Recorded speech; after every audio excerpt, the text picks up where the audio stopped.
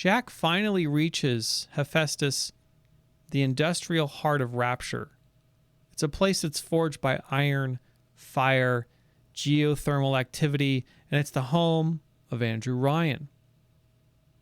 Hephaestus is, of course, the name of the Greek god of metallurgy, fire, and what would equate to industry in the modern sense.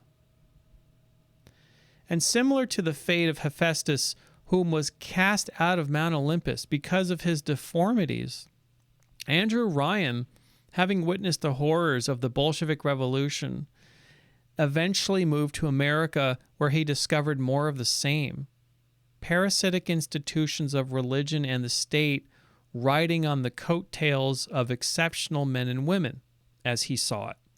He chose instead to cast himself out of the Mount Olympus of culture, so to speak, in favor of a life far removed from the cruel and domineering influences of civilization.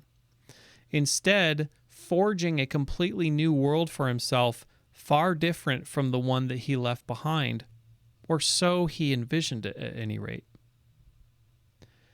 Ryan's similarities with Hephaestus are really just a cover story to a much more important statement about society and the individual.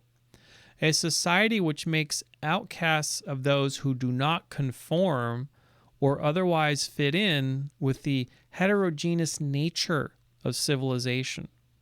However, it's much larger than just a clash between the individual and a society.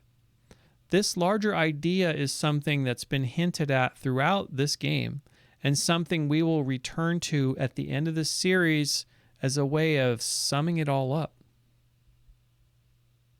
At the end of the Hephaestus level, Jack is able to make his way to Andrew Ryan. Now, a little later in the story, there is an audio log found at Point Prometheus, which feels really appropriate to bring up right now. In this log, Ryan seems to entertain the idea that he believes, or he entertains the idea that his beliefs may have kept him from seeing the truth. And he says, "Have I become so convinced of my own beliefs that I have stopped seeing the truth? Perhaps, but Atlas is out there and he aims to destroy me and destroy my city. To question is to surrender. I will not question." So Ryan begins to analyze his beliefs for just a split second. And then he suddenly bounces back from this, saying, "To question is to surrender. I will not question." It seems that Ryan remains a devoted, true believer to the idol he has chosen to worship in his mind, despite its failings. Ultimately, it is Ryan's belief which leads to his demise. Not the belief in his vision for creating rapture, nor his belief that a man chooses and a slave obeys, but a different sort of belief. The type of belief which is entirely inescapable. A belief shared by Ryan's greatest adversary, as well as just about every other major character in Bioshock. I think the truest sense of this statement from Ryan at the time of his demise has been completely lost on most fans of the game. This is something which I plan to reconcile after we've covered Fontaine at the end of this series. But we got to get to Fontaine first. Suffice it to say that at the end of the Hephaestus level, we see quite literally the key to the city change hands from Ryan to Fontaine, right? Very, very important moment. This scene, however, represents a mere passing of the torch than a change of owners. So think about that. In one sense, we're not seeing a change of owners at all. We're just seeing the passing of the torch of belief. So belief in this sense is interchangeable, and I'll explain why later. Despite Fontaine's solipsism and a lack of any real vision of his own, he shares something in common with Ryan. something that both men will take with them to their graves. Even when we know that Fontaine is just another guy in a long line of potential suitors willing to fill the power vacuum only made possible from the hard work and sweat of Ryan in the first place, these two men share something with each other that is undeniable. So we'll talk more on that a little bit later.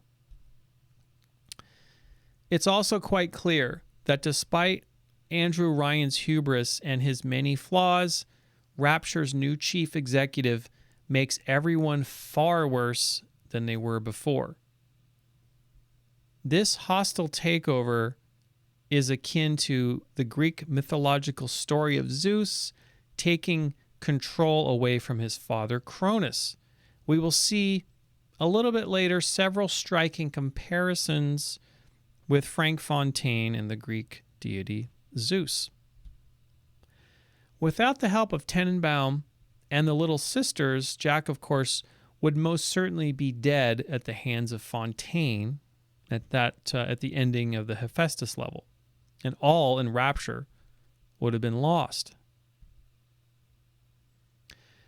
Now, this area of the game is another respite or purgatory similar to Fort Frolic, in that it is removed from the larger struggle of ideologies between Ryan and Fontaine. I would even call Fontaine what Fontaine is about an ideology per se, but let's just use it as a placeholder.